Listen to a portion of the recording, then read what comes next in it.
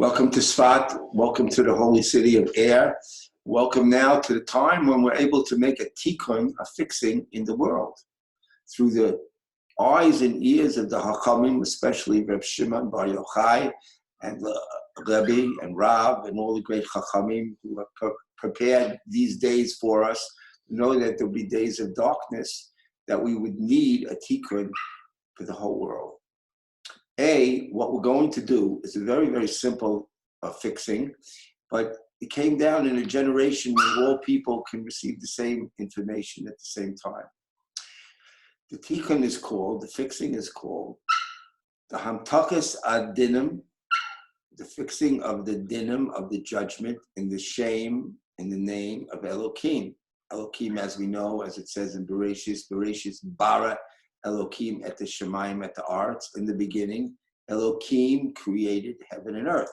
So therefore, what happened is, to us, the amount of light entering the universe at this particular time was negligible, especially in what we call the sphera of Hod, which is comparable to the left leg, where the most negativity would lie, descending into what we call the world of negativity, or the tunnel of darkness. And therefore, the only way to bring coherent light into the system was by changing the letters of Elohim. And how do we do that? Well, of course, in the circuitry where all things lie, we're able to do anything, because this is the printing and the matrix, so to speak, of where all the divine letters lie, and they imprint and they produce a holographic universe, a digital universe, if you may, from the inception of where the letters cause creation to be. And this is what Rav Shimon did.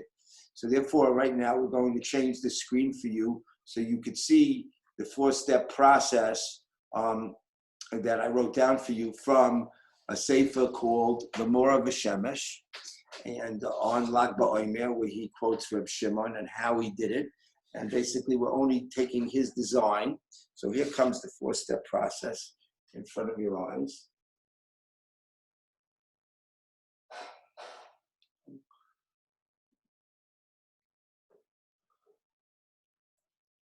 Okay, so step one is to change the first letter in Elohim, which is Aleph. Obviously, in doing a hamtaka, in changing and going backwards in time, so to speak. So you can't go backwards in the Aleph, so we have to save it. The second letter is Lamed. So backwards in time, so to speak, is what? Is a Chaf. So in your mind, take the Lamed and turn it into a Chaf. Close your eyes and look at that letter and look at that change. The next letter is a Hey to a Dalet. We're going to change the Hey into a Dalet. Close your eyes and do it. The next letter is a Yud, B'Shem Elokim, and we're going to change the Yud into a Tet. Everybody together. Watch the Yud go to a Tet. The next letter, which is a Mem Sofid, we can't go backwards because it's also a Mem, so we're going to save that for the next Tikkun, and you'll see that in a minute. So the next point is to take the numerical value of each one of the letters, Chaf, Dalet, Tet. Chaf is 20, Dalet is 4, and Tet is 9. Adding those letters up together, what do we get, everyone?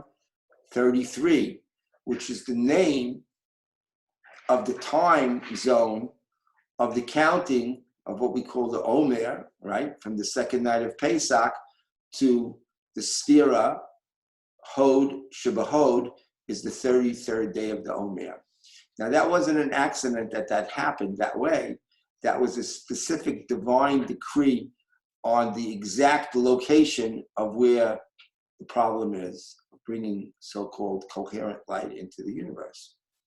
The next tikkun from that point of the letters of Chaf Dalet Tes is to turn it into a number which would be Lag, a 2-digit system, from Chaf Dalet Tes to Lamed Gimel. So everyone do that, which is 33.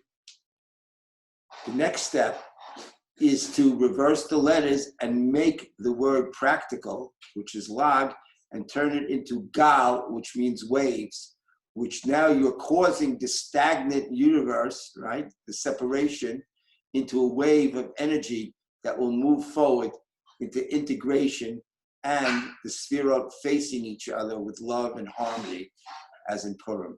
In other words, you're converting the day into the same energy of Purim. Okay, everyone do that. And now we're going to take the letters which we disassociated, which was Aleph, the first letter, and Mem Sofid, which was the last letter, and we're going to place them in front of the letters which are Gimel Lamed, which is the wave, Gal, and the Shem Hashem is called Amgal, Aleph Mem Gimel Lamed. So everybody look at those letters, very, very careful, because these are the letters that are creating the hamtaka, the sweetening of the judgment in this world right now. This is a very, very real thing and should affect everyone's life immediately and the world. This is what we do as Jews, is we change the structure of the letters for Lag BaOmer, and we're doing it together as one soul, which we are, as Rav Shimon did, no different. And then what happens now is because Hod Shebahod, it's a double, so it becomes Gal Gal. So it's Amgal Gal, which Amgal is 74 and Gal 33. Together it's added to 107.